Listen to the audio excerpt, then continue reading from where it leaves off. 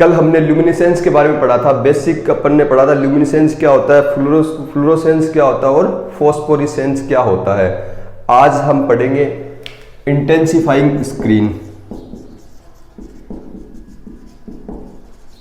आज हम पढ़ेंगे इंटेंसिफाइंग स्क्रीन।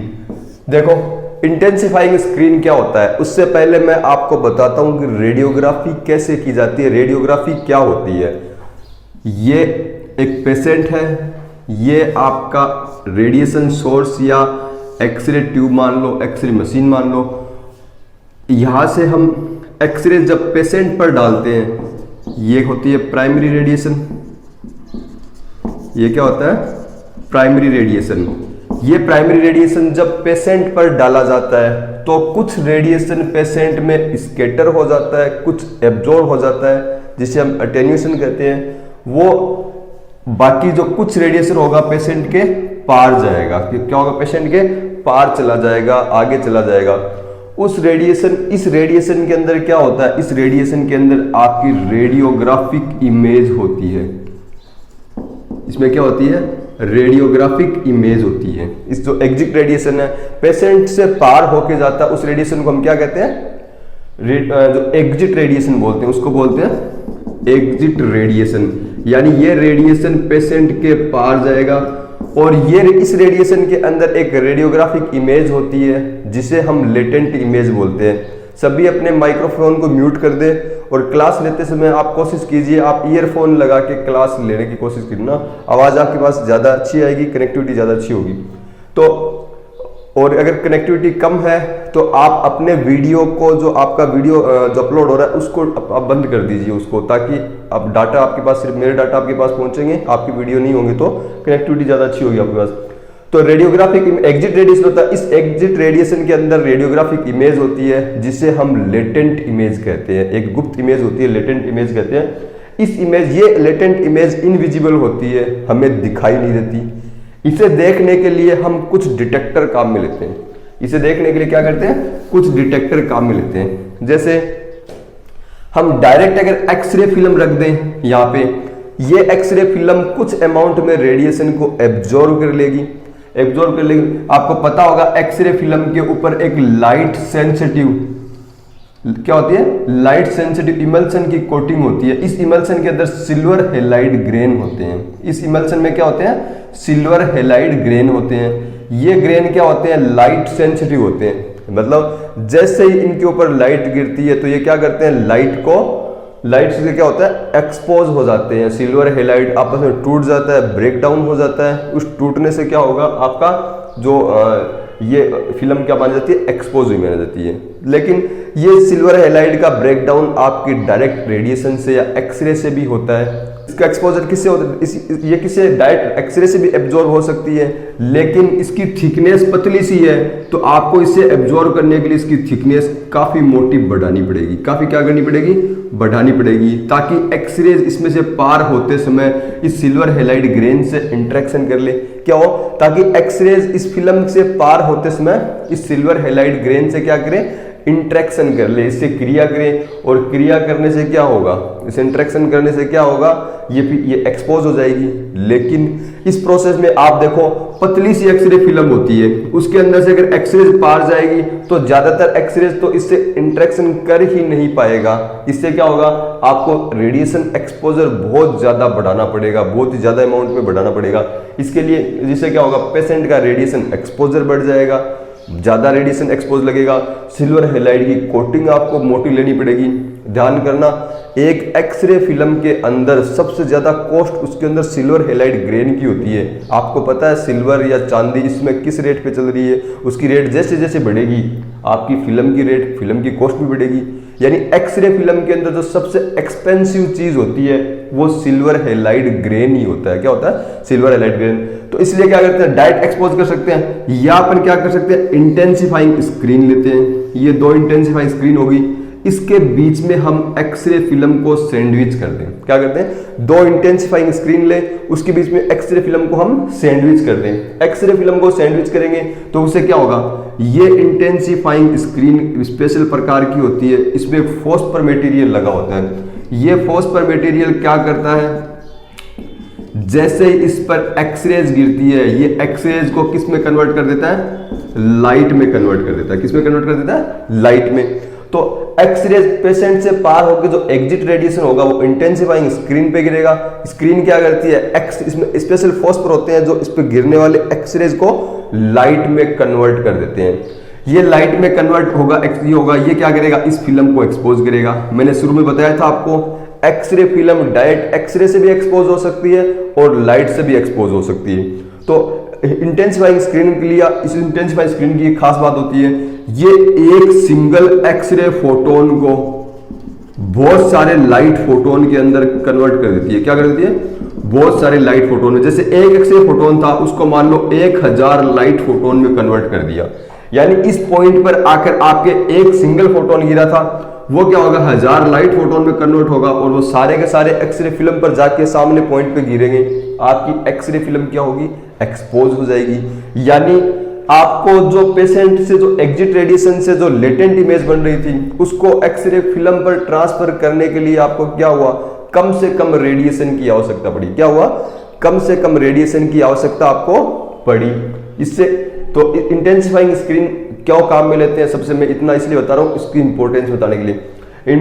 इंटेंसिफाइंग स्क्रीन क्यों काम में ली जाती है, ताकि सबसे पहला काम पेशेंट का रेडिएशन डोज कम हो सके। क्यों हो सके, जो काम खूब सारे एक्सरे फोटोन करने वाले थे, वो काम कुछ ही एक्सरे फोटोन ने कर दिया। कैसे कर दिया, एक फोटोन को इंटेंसिफाइंग स्क्रीन से अपन ने क्या कर लिया, 1000 एक्सरे फोटोन लाइट फोटोन के अंदर कन्वर्ट कर लिया। आगे पढ़ेंगे हम, कल के चैप्टर में आएगा।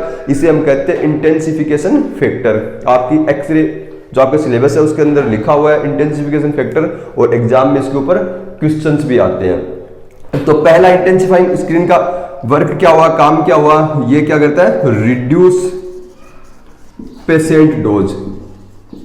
ये क्या करता है, पेशेंट डोज को रिड्यूस करता है, पेशेंट का रेडिएशन डोज उसको कम करता है। दूसरा, इंटेंसिफाइंग स्क्रीन लोगे तो आपको जो एक्सरे फिल्म की जो फॉस्फर थिकनेस है, जो सॉरी एक्सरे फिल्म की जो इमल्सन थिकनेस है, वो इमल्सन थिकनेस अब आप कम रख सकते हो। क्यों, क्योंकि अब फिल्म को एक्सपोज करने का मेनली काम इन लाइट फोटोन के द्वारा होगा, जो जिन्हें इंटेंसिफाइंग स्क्रीन ने एक्सरेज को लाइट में कन्वर्ट करके उत्पन्न किया है। इस समय एक्सरे फिल्म को कौन एक्सपोज करेगा, लाइट एक्सपोज करेगी, और लाइट एक्सपोज करेगी तो आपको फॉस्फर की मोटाई ज्यादा नहीं लेनी पड़ेगी कि आपके एक्सरे फोटोन वो फिल्म से गुजरे और उसको एक्सपोज करते हुए जाए। अब उसकी जरूरत ही नहीं है।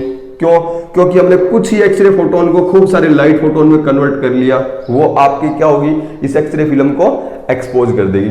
तो मेनली सबसे मोस्ट इंपॉर्टेंट काम तो इंटेंसिफाइंग स्क्रीन का तो क्या होता है, पेशेंट का रेडिएशन डोज कम करना होता है। इससे फिल्म की स्पीड बढ़ती है। इसके अलावा आप एक दूसरा भी ये आप इसको भी जो कंसीडर कर सकते हो कि इससे फॉस्फर की इससे इमल्सन की थिकनेस कम होगी, और इमल्सन की थिकनेस कम होगी तो आपकी एक्सरे फिल्म की कॉस्ट भी कम आएगी। एक्सरे फिल्म की वो क्या हो जाएगी, थोड़ी चीप मिलेगी, आपको सस्ती मिलेगी एक्सरे फिल्म। तो ये इसके क्या हो गए, वर्क हो गया। मैं आपको अब बताता हूं इंटेंसिफाइंग स्क्रीन की स्ट्रक्चर। इंटेंसिफाइंग स्क्रीन कैसे बनती है।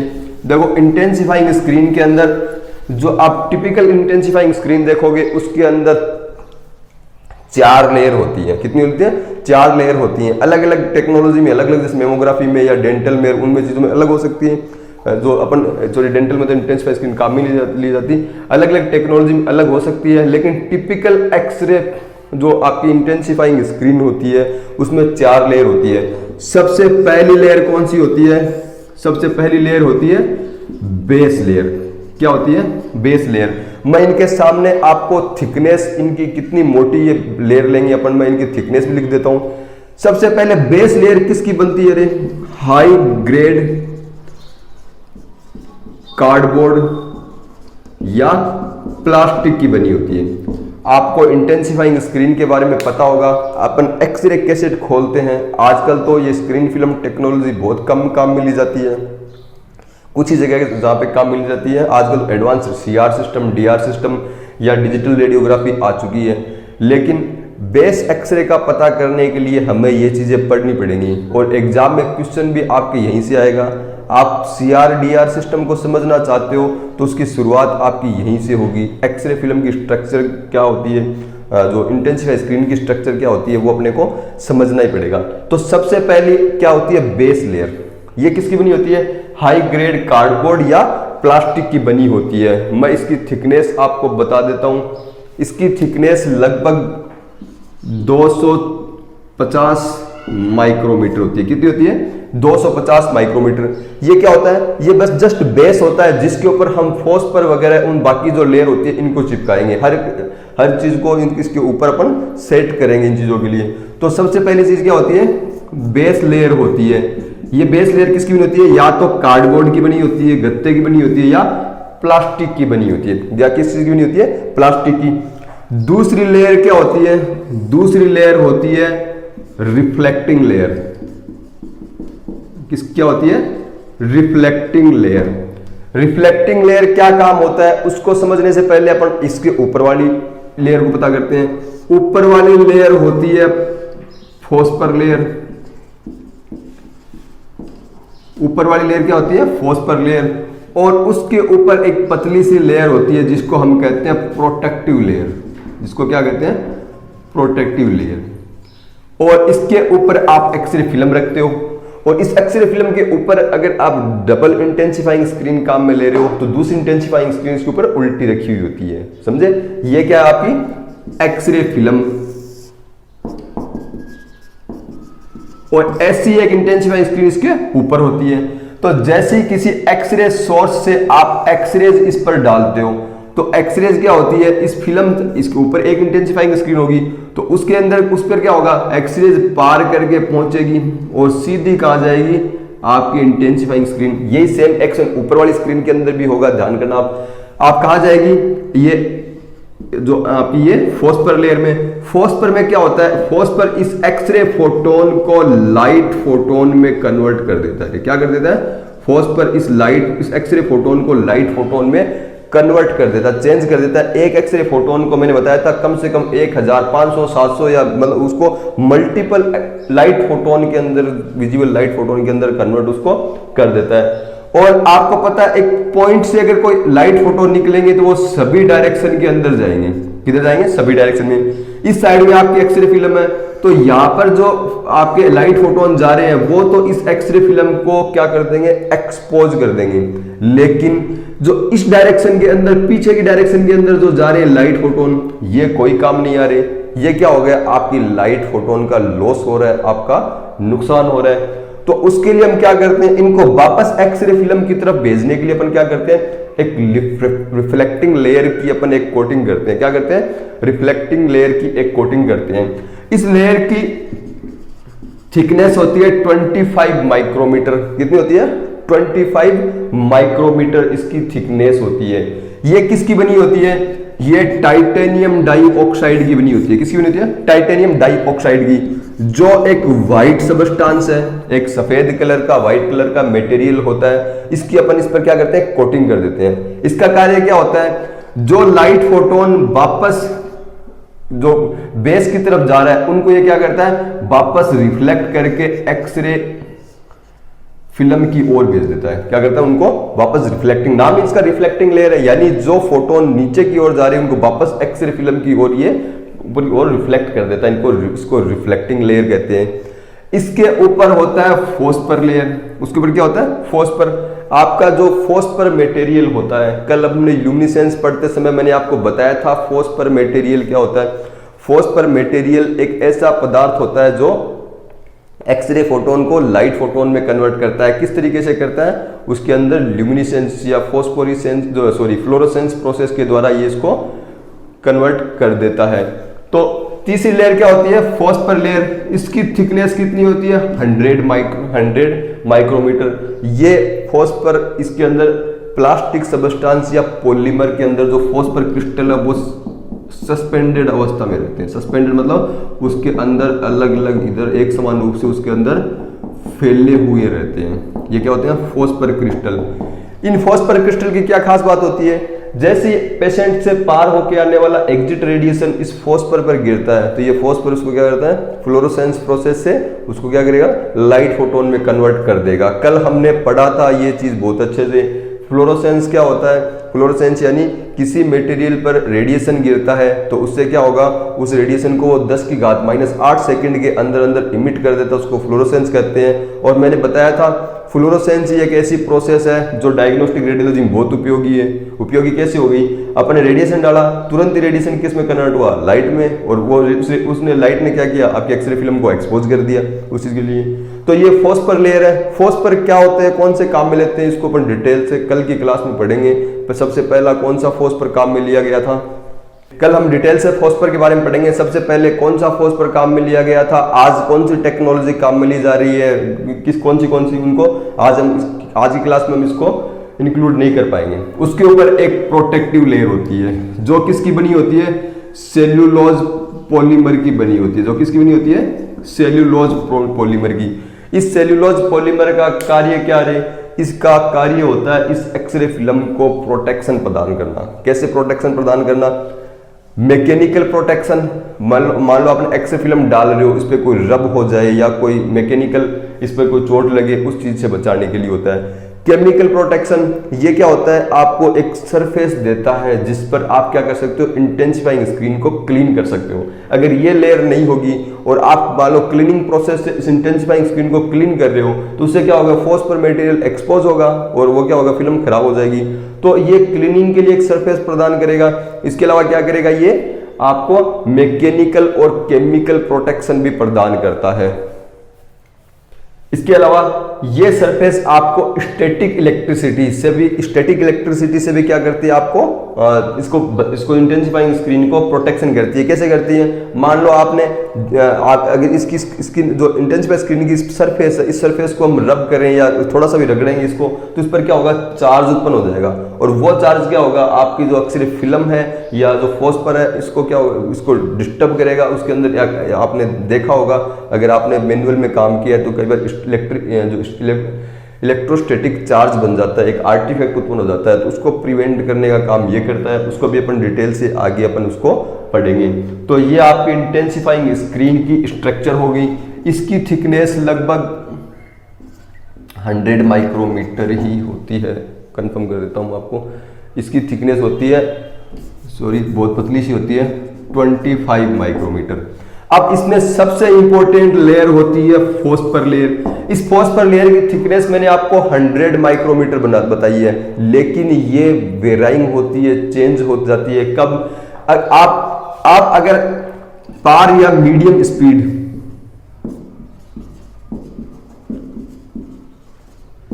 एक्सरे जो इंटेंसिफाइंग स्क्रीन काम में ले रहे हो तो आपकी ये कितनी होती है, 100 माइक्रोमीटर। और अगर आप स्लो या डिटेल स्पीड ले रहे हो तो आपकी फॉस्फर लेयर की थिकनेस क्या हो जाएगी, थोड़ी सी कम हो जाएगी।